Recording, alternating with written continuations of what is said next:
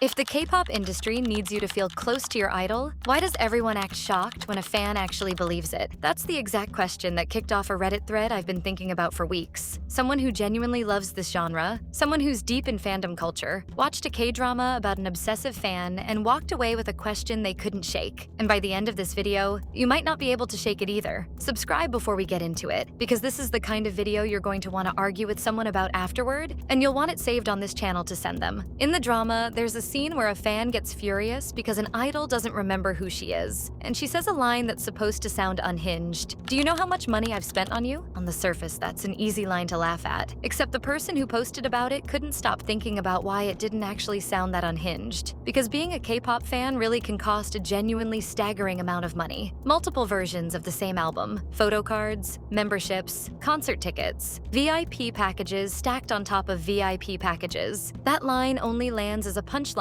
if you've never actually looked at what a dedicated fan spends in a single comeback cycle. Multiple physical album versions of the exact same songs, each one with different photo cards, different concept photos, different odds of getting the one you actually want. A yearly membership fee just to be eligible for fan meetings and fan sign lotteries. Tickets that get resold for multiples of face value the second general sale opens. None of that is unusual in this fandom. It's just Tuesday. And here's the distinction that actually matters. The issue was never that people spend money on a hobby. People do that constantly, in every fandom, for every interest. The issue is what that money is actually buying in this specific industry. It's not usually just a product. It's access. It's the chance at an interaction. It's visibility. It's a shot at being noticed by someone you've built an entire emotional world around. And the industry knows exactly what it's selling. That's not a conspiracy theory. That's just how the numbers work. Think about what a photo card actually is for a second. It's a small printed image, often a selfie the idol took themselves, tucked randomly into an album so you don't know which one you'll get. On paper, that's almost nothing. In practice, entire secondary markets exist just for trading and buying the right one, sometimes for more than the album itself cost. Nobody is paying extra for slightly better cardstock. They're paying for the feeling that this specific object connects them to a specific person, and that feeling is worth real money to a lot of people, over and over again. There's actually a term for this now in academic research: relational labor. It describes the ongoing emotional work idols perform specifically to build and maintain a fan's sense of closeness to them. A recent study looked at how a fan platform called Bubble, the kind of app where you get direct, personal feeling messages from an idol, timed and worded to feel like they're texting you specifically, commodifies that exact labor. Researchers have described what these platforms deliver as connection engineered to feel personal while functioning underneath it, as something closer to isolation, not a bond, a product shaped like one. Photo cards work the same way, just physical instead of digital. It's not really about the picture. It's about the fact that owning something tied to that person makes the emotional attachment feel more real, more earned, and the entire secondary market around them exists because of exactly that feeling. None of this happens by accident. Platforms like Weverse and Bubble run on subscriptions specifically because turning fandom into a predictable monthly payment is a much better business than hoping fans buy an album every few months. The music becomes the funnel. The intimacy is the actual product. I don't know about you, but the phrase "connection engineered to feel personal" is going to live in my head for a while now. I'm curious whether that changes how any of you look at your own membership subscriptions, or if it's a price you've already made peace with. So the industry builds all of this on purpose. Constant live streams, personalized messages, video calls, fans hearing over and over some version of "you're everything to me," "I love you," "I miss you," "you're my family." Research on K-pop live streams has actually found a direct link here. The more emotionally attached a fan feels, the more consistently they keep showing up, and the more likely they are to keep spending. That's not a side effect of the strategy. That is the strategy. And this is where the Reddit thread stopped being a fun read, because up to this point, everything was about the company. The next part is about you, and about me, and about everyone in the comments who's about to disagree with each other in about 30 seconds. Because once a fan starts acting like that, closeness gives them some kind of claim on the idol, the response is always the same. That fan is crazy. That behavior is unacceptable. That's Sasang behavior. And to be clear, the original poster agreed with all of that. Crossing real boundaries, stalking, invading someone's privacy, none of that has an excuse. And nothing in this video is arguing otherwise. But they made a point that the conversation almost always stops right there, at the individual fan, without ever asking what kind of environment produces that behavior in the first place. Their comparison was blunt. It's like lighting a match and acting shocked when something catches fire. The industry needs fans to be emotionally invested. It needs them following everything, feeling a real, constant, personal connection to these artists. And at the exact same time, it expects that connection to never generate real expectations, never generate an intense emotional reaction. Those two demands do not fit together, and yet the entire business model depends on pretending they do. The pattern shows up structurally, too. The whole VIP tier system, better seats, better access, better odds at a personal moment with the group, exists specifically because closeness sells at a premium. Fans aren't just buying music. Some researchers studying this exact dynamic call it an entire affective economy, an industry that manufactures desire, sells the feeling of being chosen, and profits every single time a fan decides that feeling is worth paying more for. Here's a question I keep sitting with, and I'd genuinely like to know where you land on it. If a system is specifically built to make emotional attachment feel more real the more money you spend, at what point does calling that just being a fan start doing the industry's PR work for it? After the original post went viral, plenty of people pushed back. Some said the responsibility is entirely on the fan. Others said emotionally vulnerable people will form these kinds of attachments no matter what industry they're in. So the poster came back with an edit, and it's worth hearing in full, because it's the strongest part of the whole argument. First, they were clear this isn't unique to K-pop. Western pop culture does versions of this too. What's different in their view is how systematically K-pop turns that closeness into infrastructure, tiered access, escalating exclusivity, an entire economy built around the feeling of proximity. Second, to the argument that only vulnerable people fall into this dynamic, they made a sharper point than you'd expect. If it's specifically the most vulnerable people who end up most affected, that's not a reason to end the conversation. That's the exact reason to go deeper into it, because it's worth asking how much an entire industry benefits from exactly that kind of intense emotional involvement. They weren't trying to turn idols into villains, and they weren't trying to excuse fans who go too far. What they wanted to talk about was the structure underneath both of those things, the incentives. Their conclusion was simple, and it's the one I keep coming back to. There's a real irony sitting at the center of this entire industry. It needs intense devotion to function at all, and it condemns that exact same devotion the moment it becomes inconvenient, or public, or uncomfortable to look at. So maybe the real question isn't why some fans take it too far. Maybe it's how much time we spend criticizing the people at the end of that chain, and how little time anyone spends looking at what built the chain in the first place. None of this means every K-pop company is acting in bad faith, or that every fan interaction is a cynical cash grab dressed up as affection. Plenty of people involved in this industry, on both sides of the camera, genuinely care about the music and about each other. But intention and structure are two different things. A system can be built by people who mean well and still end up rewarding exactly the behavior it later condemns, simply because that behavior is what keeps the subscriptions renewing and the album selling. Nobody needs to be a villain for that to be true. The incentives do the work on their own, and that's really the uncomfortable center of this whole conversation. It's not a question of good idols versus bad companies, or healthy fans versus obsessive ones. It's a question of whether an entire, extremely profitable business model can keep asking people to feel like family, to feel chosen, to feel closer than a stranger should reasonably feel to someone they've never met, and then act surprised when a small number of people take that invitation literally. If videos like this are the reason you're here, that's exactly what this channel keeps digging into. Subscribe, hit like, and I'll see you in the next one.